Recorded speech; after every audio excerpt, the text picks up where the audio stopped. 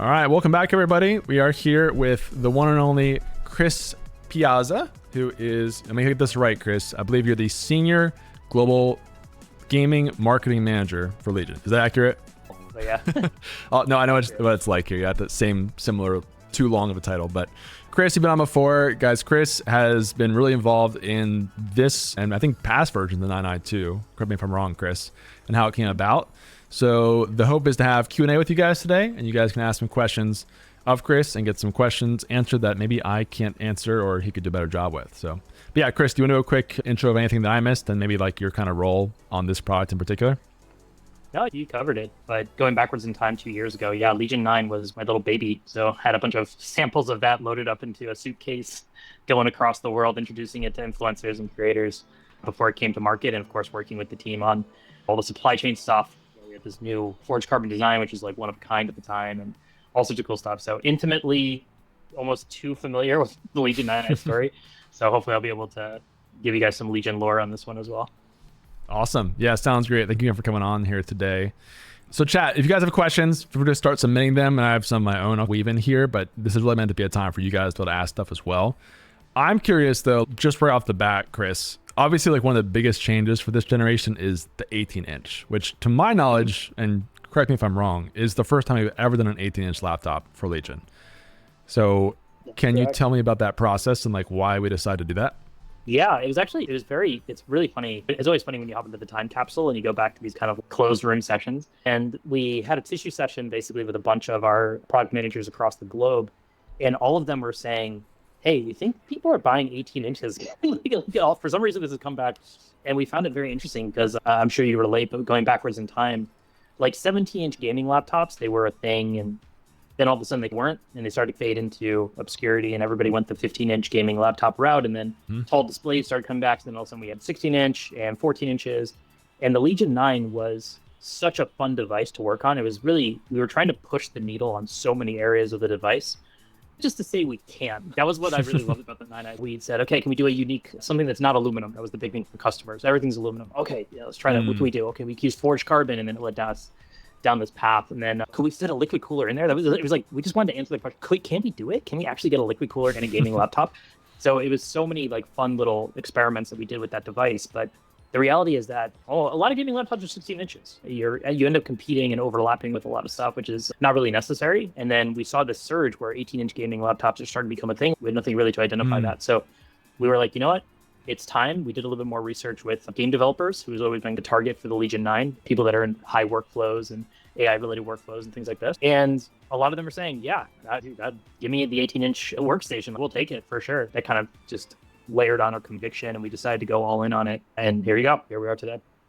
Awesome. Yeah, it's cool to hear that story, I think. And the liquid cooling, too, a thing that I'm less involved in the product journey side on my kind of end of things, but that it felt like it was kind of the story, right? It wasn't even possible in the previous generation to do that. And obviously it was. So it was cool to see that come to fruition. But we had some cool questions from chat coming here as well. Try and weave in.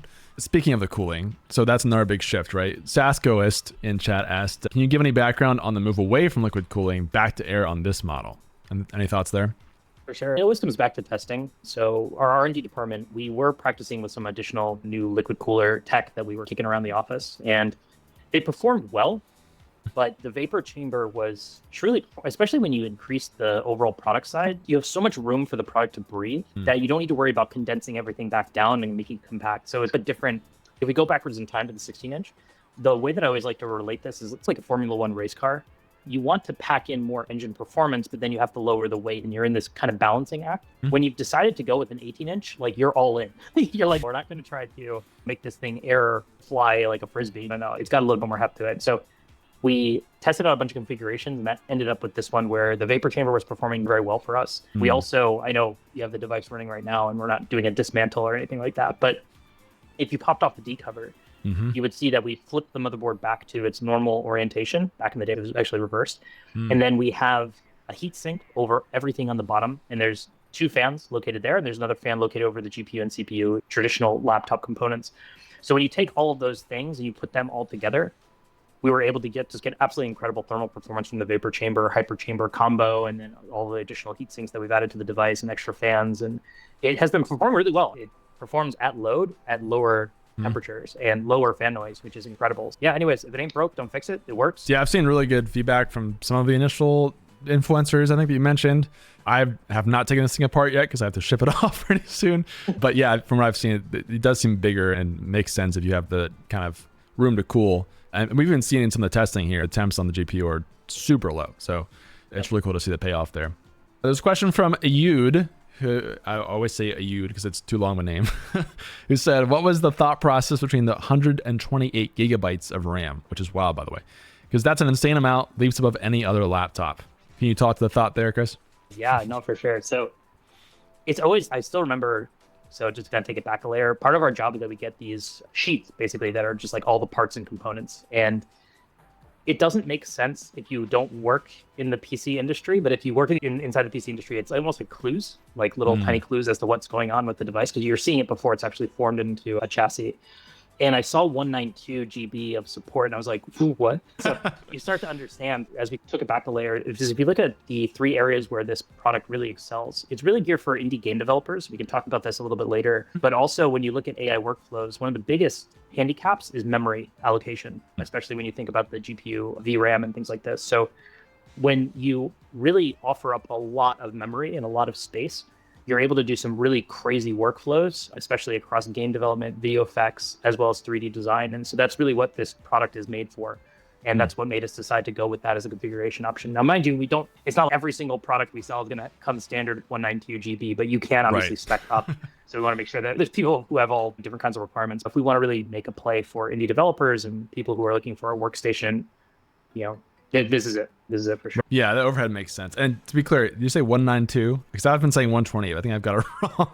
Wait, hold on. Maybe. Just making sure I have it right. Either way is crazy. Yes, it's 192. Okay. 192. Yeah, so Chad, it's actually even more than I've been saying. I think I switched the 2 and the 8 around, but yeah, 192. Apologies. This is even more insane than I was thinking it was. Okay, a couple more questions from chat. There's a question from Gamers Generation on YouTube. It said, hi, Chris. Is this the only model that will have the 2D/3D panel? Are there any plans to have those on other devices? Can you comment on how it works? So I guess we should talk about that too, maybe, Chris, to kind of introduce what that is first. Can you talk about that? Yeah, sure. First off, this is a great question. This is only going to be offered on the Legion 9. Again, the ethos of the Legion 9 is that we really want to try out new tech. And the idea here is that it will show up here today, but that doesn't mean that will not show up in future product designs. So I think that's the way I would approach the perspective. But basically how it works is we have a software called Lenovo Studio, basically that's pre-installed on the device that has the 3D panel. When you have that, there's 5 options within that software. One is basically going to allow you to do all sorts of cool stuff, but it's basically going to act as just it allows you to play 3D content. And we support all 3D file types. So this includes, I'm trying to remember, because this is like new formats to me, but so it's a lot of new formats that truthfully I'm even starting to like get the hang of saying, but it'll be able to detect any of those file types and play it in 3D, and you don't need glasses like you would when you go to the movie theater. Again, this will be a little bit dated for shout out to my millennial fan, but if you remember Avatar, you had the glasses on and the flames are coming out of the forest and stuff like that. So that was an example of how you have 3D glasses. This eliminates that. So it works basically, there's 2 cameras located in the webcam housing, and it'll track your eyes. When it locks onto your eye, then it will be able to 3D blast out, and that's where you'll get that 3D effect. So it's super cool. And then within 3D Studio, which is the software we have, it'll detect any 3D media. It can also convert 2D to 3D. So if you have a movie in 2D and you want to convert it up, you can. And then there's 3 additional functions that are in the background. One is the game engine, which is basically, I think we're shipping with, just give me a second, I just want to make sure I get this right. So 29 games at launch will support the 3D effect on the device. This includes Black Myth Wukong, Forza Horizon 5, Dark Souls Remastered. There's a lot of games. Wow. So it's pretty great. And then we have a design engine as well that supports 3 creation applications. This will be SketchUp Pro, Blender, and Maya. And finally, on the 3D model viewer is that if you're someone who, of course, works in design, you'll also be able to see those designs in 3D. And we're not saying that this replaces an AR/VR headset or anything like that. That's not what we're trying to say. But if you're a 3D designer, VFX artist, or game developer, and you want to make a tiny tweak without having the headset, take it off, whatever, this is a way to do that, right? So it allows you to do some quick manipulation in live time. That's wild. Yeah, so I didn't realize how the tech actually worked with the camera stuff. That's super interesting. And just to be clear, I think, is this on one of the versions of the 9i, is my understanding? The one with the higher refresh rate? Is that accurate? Correct. So we have Okay. 2 panel options. One is the 2D and one's the 3D. And the 3D display option will come with all the software because it makes use of the content. But the 2D one is slightly different. They have very similar specs, to be honest, when you look at it. There's just slight, tiny differences that I probably can't even reference right now. But it's things like 500 nits versus 540 nits. Like it's little tiny changes. So for most people, they wouldn't even notice the difference between the 2 panels. Gotcha. Yeah. Okay. Thank you for answering that, because I think that was actually my biggest question on the specs too, because it's such a new technology. I've not even seen anything else. Very cool to see that put into practice. Related to some of the game design stuff you've been talking about, do you want to like just quickly talk about some of the stuff with Unreal potentially and what's going on there? Oh yeah, the State of Unreal event will be happening next in 2 weeks. So the formal event will be June 3rd to June 5th, and we will be there. We are the Diamond sponsor, so we're the big boys on campus. So we'll have a beautiful booth going there, and we got a whole bunch of cool stuff that we're doing with Epic. There will also be in the State of Unreal event, so the live stream. So you'll see our lovely brand pop up. So we're super excited about that. And the reason that we're partnered with them, we worked with Epic quite closely over the last couple of years on the first Legion 9 and now this Legion 9. It's absolutely incredible when you start to look at the numbers. I forget exactly what it is at the top of my head, but something close to 50% of all games that are coming out moving forward towards 2025 and 2026 are being made on Unreal. Maybe it's 50%, maybe it's 30%, but it's still a significant amount. And what's crazy is that people, I don't think really appreciate it, but if you're playing a game on Switch, that was made on Unreal and that's made on PC. Like it's a weird kind of Russian doll where you start to unpack a layer or two. And so whether you're playing on console, whether you're playing on PC, whatever it may be, that stuff's being made on Unreal. And so we love that. We've had a great relationship with them. So of course we're going to be there in full force, demoing some of these products, especially Legion 9. We'll have demos going for game design and of course, overall game development, indie game development, and then video effects. And it's super cool too. I like geek out about this because it's like a lot of people don't really know what is being cooked in the background. But if you go and watch Dune 2, like the sand, for example, on Arrakis is being made with Unreal Engine. So it goes a lot further than just like strictly a classic AAA game that you're going to play. So that's a very exciting space for us. So we want to make sure that we're there to have a product for those users and make sure that they get a good experience there. Awesome. Yeah, we're super excited about that. I've been trying to talk about it a bit in the community, and I've been even telling you guys on the stream that this unit is going to that event. So I did get Unreal on it for you, Chris. That's installed already. But yeah, it'll be good to go for the event. What else we got here, guys? Let's see. I saw a question from Venus. Yes, this is a RTX 50 version, 5090 in this one, and it's even bigger than the 4K model that we had before. So yeah, pretty big upgrade. Fidget, you said, is Chris the segment manager or the marketing manager? He is the global marketing manager for Legion, and not just North America, right? I think you're referring to the North America segment manager. But yeah, Chris is across globally bringing this product and others around the world into market. There's a lot of the kind of story of bringing this to life, essentially. What else do we got here? Let's see. A lot of questions about the Legion Go. We always get questions on Legion Go. That's, I think, less of your product, Chris, maybe, but when we have stuff to talk about there, we'll definitely have more on that in the future as well. And more about 14 inches. Oh, actually, question for you. I don't know if it's top of your head. It's less 9i specific, Chris, but people asked about the 14 inch and really just the different sizes of laptops a lot today.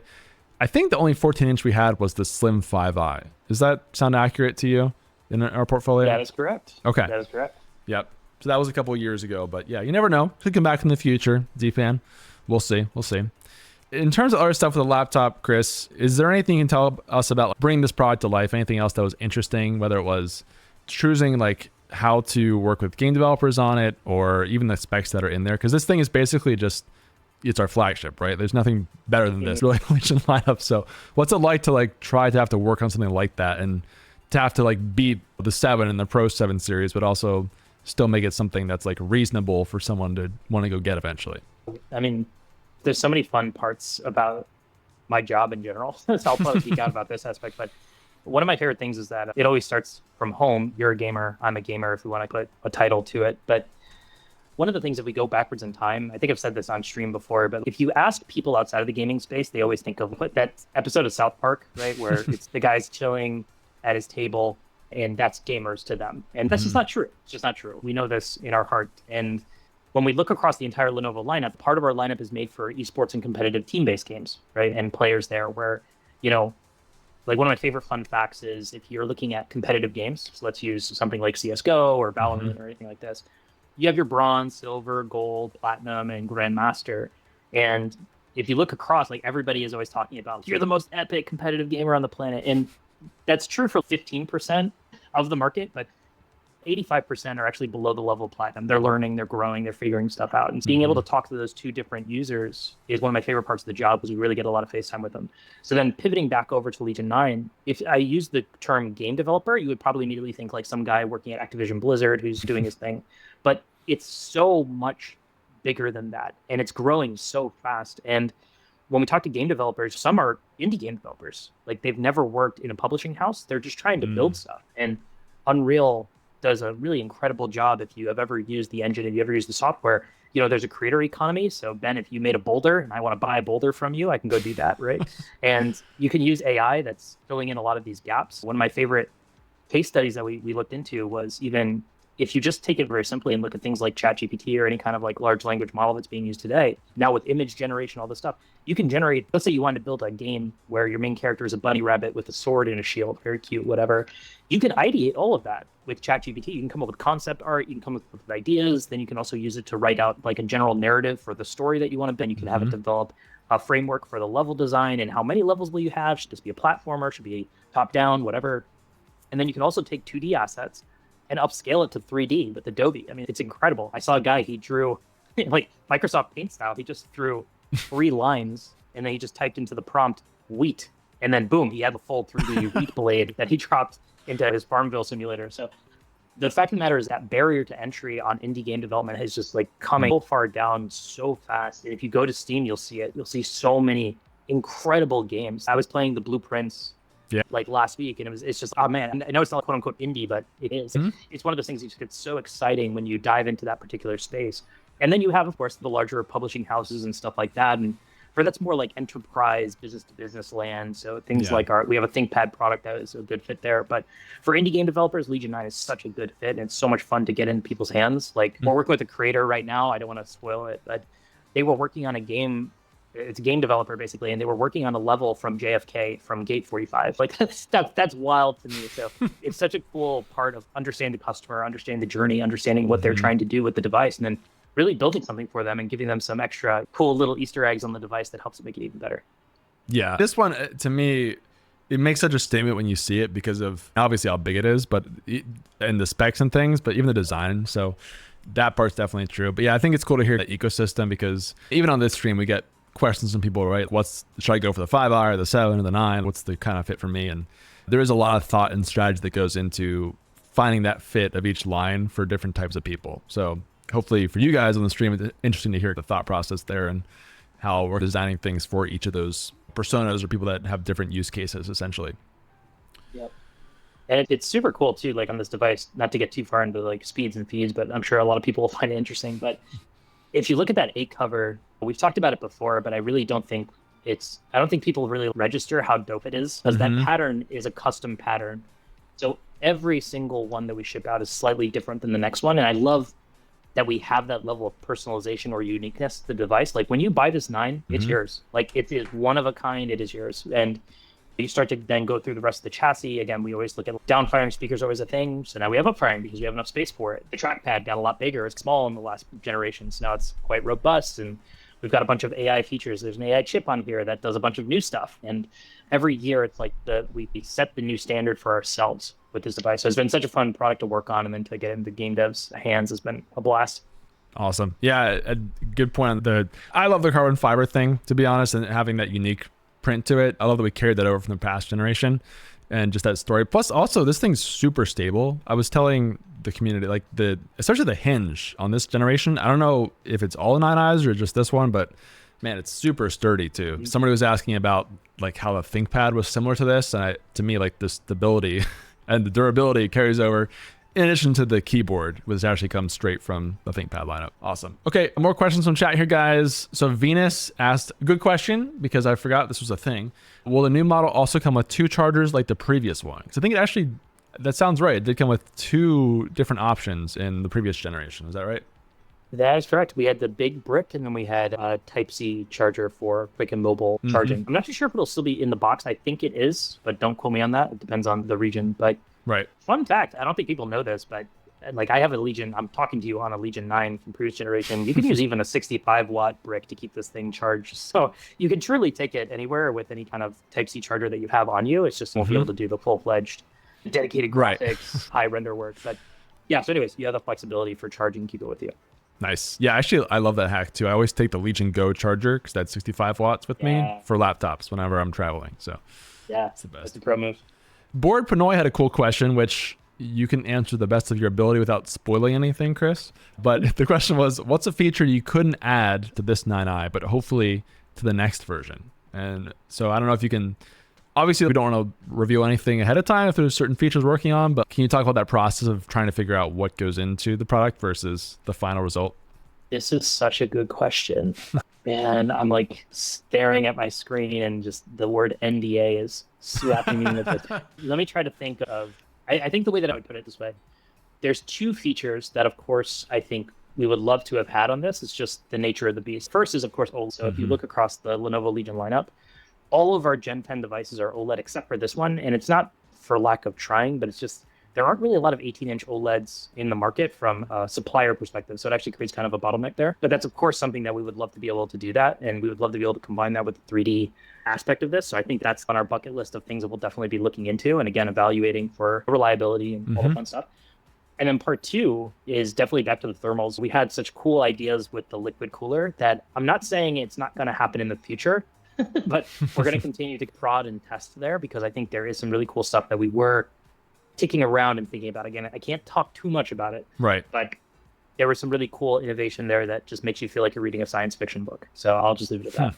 That's awesome. Yeah, I'm sure like even like retroactively, right? I don't know, possibly like in previous generations, the 3D thing was explored but not possible. So I think there's always some of that process of figuring out what you can bring that's new, but also trying to keep the cost reasonable and supply concerns. And there's just so much that goes into this. So I think it's cool to hear the story behind what you maybe initially started with versus what the final product ended up looking essentially. Yeah, for sure. Very cool. Okay, I'll keep going through some more questions, chat, as much as I can here. Moosey, I don't fully understand your question. You said, any chance these type of laptops power can be like a 2-in-1/yoga? Are you referring to being able to flip around completely or something with the power specifically? If you can give me some more info, I'll try to touch on that question there. What else do we got here? Anything? Seal, your question, I don't know much about this, to be honest, and I don't think we can super comment on this one yet, but whenever we have more info, we will do that. And a lot of people asking, you can reveal your NDA stuff, Chris. Obviously can't do that on the stream. As much as we trust you guys, we do have to be careful with keeping some stuff close to the chest and not giving out all the secrets just yet. But yeah, I think that's a lot of the questions here. Honestly, we've gotten through. If you guys have any last minute stuff about the 9i, let me know, let Chris know, and we can cover it. But Chris, anything you want to just wrap up with here in terms of, again, either working with Epic and Unreal and Orlando, the Unreal Fest, or even like the future of this device and how you guys are thinking about it and keeping iterations going on it? Yeah, one, this bookmarks the end of all of the Gen 10 announcements. So this is my favorite part of the job. Every year, we're ramping up for this for 2 years, and then we get products out. And on my side, leading global product marketing, we work anything that has a Legion or Lock name on it across laptops, desktops, tablets, as well as handhelds. That comes from our team. And so we're working a lot for a very long time, building out the stories of these devices, understanding them end to end, and then making sure that it gets out there. So seeing 9 get out there is such a great kind of uplifting moment, right? Because it represents the end of the Gen 10 lineup as of now. It doesn't mean that we don't have stuff cooking for later in the year, but this is a big moment for us. And this is ending on a high note, for sure. This device is great. We love the fact that we're going to be jumping more into the waters of game development. This is new waters for us. So to be at Unreal Fest and to be able to meet, I think there's going to be 4,000 people coming through those doors that work in the industry, and we'll be able to get to know them better. And so that's a huge thing for us. For the 9, it's just such a fun product. It's such a cool product. We think that this has a great fit in the market in a place that's growing super duper fast. And most importantly, I just say this as a gamer, it's just so cool. And I know people ask about Legion Go all the time, so I'm not saying anything. I'm not saying anything more on that. Handhelds, even if you look at the Legion Go and Legion Go S, right? Legion Go S is like a perfect example of who is receiving the content that's going to be made on Legion 9. So think cozy gaming, not AAA games, but just like good games where people really poured their heart and soul into it. and maybe you don't have time to sit at a desk because life is crazy. You pick up your handheld, you sit on the couch, you have the earbuds in, and you're able to just dive into all these amazing worlds and stories and crazy things. It's such a great time to be a gamer, and I love the idea that we as a brand are covering it really end to end. Like, we really are trying to empower everybody to build the kind of games and worlds that they want. Hopefully the market loves this product. Hopefully we get some great feedback. And again, we're always listening, so we're never far. And if there's anything that we need to do or improve or try to implement for next year, of course, we'll look into it. Awesome. Yeah, I think it's always so cool to see what features come out in this one, because it's just, there's always new features each generation, but the 9i feels like the model that has something crazy new to it each year. So I always look forward to seeing what's going to be tried out there. Super quick wrap-up ones coming the last minute here, Chris, if you don't mind. A couple quick ones on the tech side. So there was one from Panoy, and if you know the answer to this, just let me know if you need to look it up. What's the max USB-C wattage, and does it charge at max rate? Any thoughts on that one, or not sure? Well, max wattage, that's a great question. I want to say I'm 99.9% sure it's 140 watt. Yeah, there it is. Okay. So it's 140 watt of Type-C power delivery, which is more than enough for a majority of tasks. And of course, anything super high render, you need something a little bit more. You probably need the dedicated TCN. Got it. Cool. Perfect. Thank you, Pranay, for the question. Quick one from Sasko, who asked about, does it have Windows Hello, which has actually been a repeat question for us this week. I'm not sure if you know on that one. Windows Hello? That's a good question, because we don't support, I don't think this one has fingerprint readers, so we don't support that. Not this one. But I do think it supports it on the webcam. I didn't see it on the page, but that's one of the things that's probably just hidden somewhere we gotta double check on. Lovely asked, what contributes the most to the weight of the laptop? That's an interesting question. Do you know off the top of your head? Thermals, okay. Thermals for sure. Thermals for sure. Overall chassis size, like once you get to 18, the size, again, the weight just naturally goes up. Yep. But yeah, the overall chassis, it's made of this aluminum magnesium blend. We've done everything we can from a parts perspective to lighten the load there. But then when you get inside, the thermal components are always the thing that kind of, again, it's just square. At that point, it just goes up with each millimeter or inch of extra space across the CMP deck. Yep. Yeah, and that makes sense, especially with the 18-inch. That's going to be a big one there. How many fans does the 9i have? I think I know this one. It should be 4, right? The quad fan structure. Bingo bongo. We got it. See, I'm learning, chat. Okay, another quick one. Venus asked, what's the refresh rate on the laptop monitor? I know that one too. Either 240 or up to 440 based on which display you pick. How am I doing, Chris? Keep me honest. No, you're doing great. The product, whether it's 2D or 3D, it supports a dual mode, which is such a cool feature. So it's 440 in full HD and then 240 at 4K. Oh, nice. So they both support that? I didn't realize that. Very cool. Okay, we'll have to check that out then. Okay, I think that's most of the quick questions, guys. Again, big thanks to Chris for coming on. Again, he works on so many different products and in such long timelines. So first of all, I'm grateful just to have him come on and talk to you guys about stuff that I can't always directly answer, and also just to give you an insight into like how these things eventually come to market and the story behind them. So I really appreciate you coming on here today, Chris. Always my pleasure. And guys, on real fast. Yeah, we'll definitely be promoting that, guys. Are you going to be there, Chris? Are you going to the actual event? Yes, nice. I will be there. So if you guys are in Orlando, you have tickets, try to find me. Nice. I'll be hiding. Best of luck. Yeah, if you can find Chris there, or find a 9i, maybe you can check it out, because those will be there as well. Awesome. Okay, Chris, I will let you go, but thanks again for jumping on, man. I appreciate it. My pleasure. Anytime. Right.